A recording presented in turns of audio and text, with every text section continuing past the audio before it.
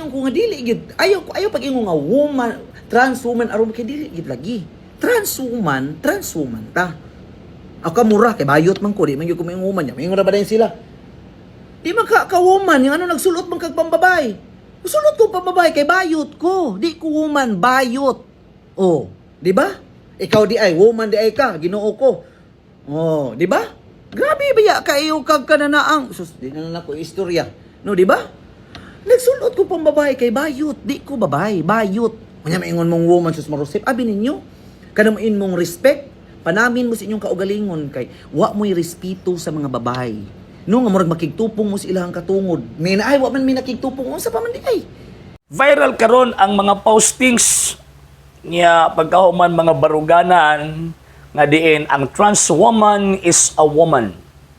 Actually ang term ang good nga woman gikan na sa pulo ang etymology ana womb man. Buti pasabot kana nga tawo na ay matris. Mo nang woman or womb man. Bisan pa og ilisan nimo na ang imong kinatawo sa kamilyon kapag kailis kay gusto nimo sa butang nga feeling nimo babae ka, di na makawala o di na makapapa sa kamatuuran nga lalaki ka. Dili ka woman, wa man kay matris.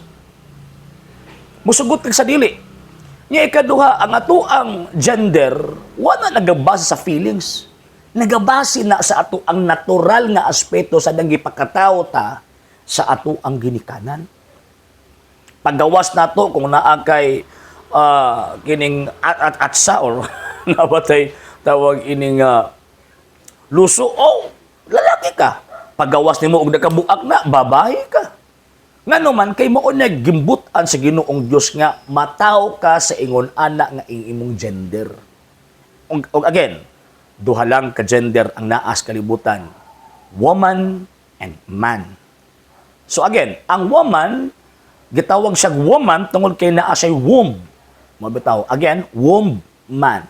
Kay ang purpose sa woman kanang giingon sa balang kasulatan procreation. Mag-procreate siya. Buti pasabot mo sanay. Buhaton niya katong gibuhat sa Ginoong Dios nga pagbuhat og tao. So kung mahitabo nga woman na ka tungod kay gipa kambyo nimo ang imuhang tawag ini kinatao from lalaki to babae bisa pag gipabuak nimo na kapilan nimo na gipabuak di magkamusanay. Dili ka musanay. So kay dili man musanay nagpasabot dili ka woman. Dili ka woman. So di na to ipugos ang ato ang feelings sa realidad. Kinahulog ba nga ang ato alam mga kaugalingon ana nga atong giilad. Kini prangka nga pagkaistorya mga sir ug mga mama isip tawag ining magahisgot sa mga reliyosong aspeto di nato malimod ug madinay ang kamatuoran nga ang man ang woman dili pwede nga ang man mahimong woman. So one of the great purposes sa woman procreation mo na dili mabuhat sa kanang giingon nilang trans woman. Number 2 point. Kung tan-awon pod nato ang iyang DNA, bisan pa og taas kina siyang buhok, curve na kaayog lawas, puti na kaayo, dawag ining gipakambyo ng iyang kinataw from lalaki to babae, ang DNA ana lalaki gihapon, male gihapon. Dili makambyo ang imong DNA. Bisan pa og gipaputol nimo na ang imong kinatawo, gihimong gipabuak nimo, di makambyo ang imong DNA. Kung sa binuang pa na siya, di makambyo imong fingerprints. Lalaki gyapon ka. So nahulog nga giinsulto nimo imong kaugalingon. Gipatuo nimo ang imong kaugalingon sa butang dili tinuod.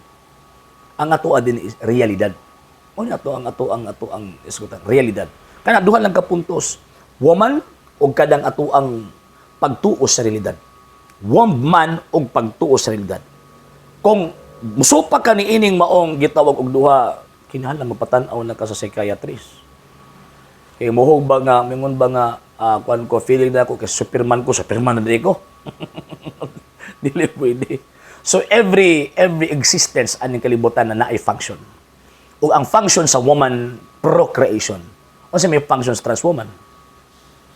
Last, or tawag ining pagtagbaw lang sa kaugalingon.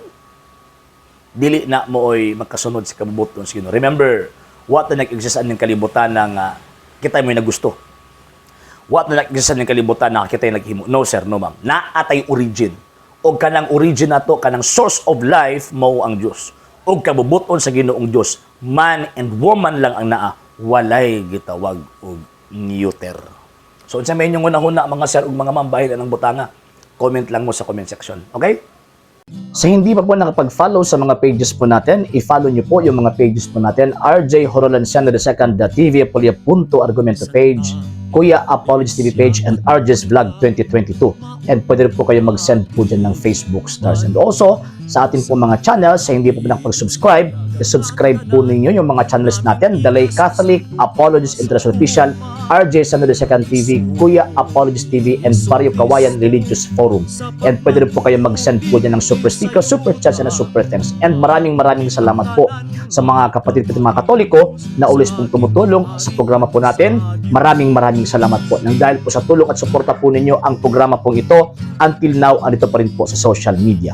And until now din po, nangangailangan pa rin po tayo sa tulong at suporta po ninyo dahil wala po kami magagawa rito mga sir, mga ma'am, kung wala po yung tulong at suporta po ninyo. Sa gusto pong tumulong, sa gusto pong sumuporta, pwede po ninyong ipadala ang tulong at suporta po ninyo sa pamamagitan po ng ating mga account numbers dyan po sa ating pong screen. And pwede niyo po kaming i-message sa ating pong page kung via remittance po yung ipadala po ninyo. Maraming salamat po in advance.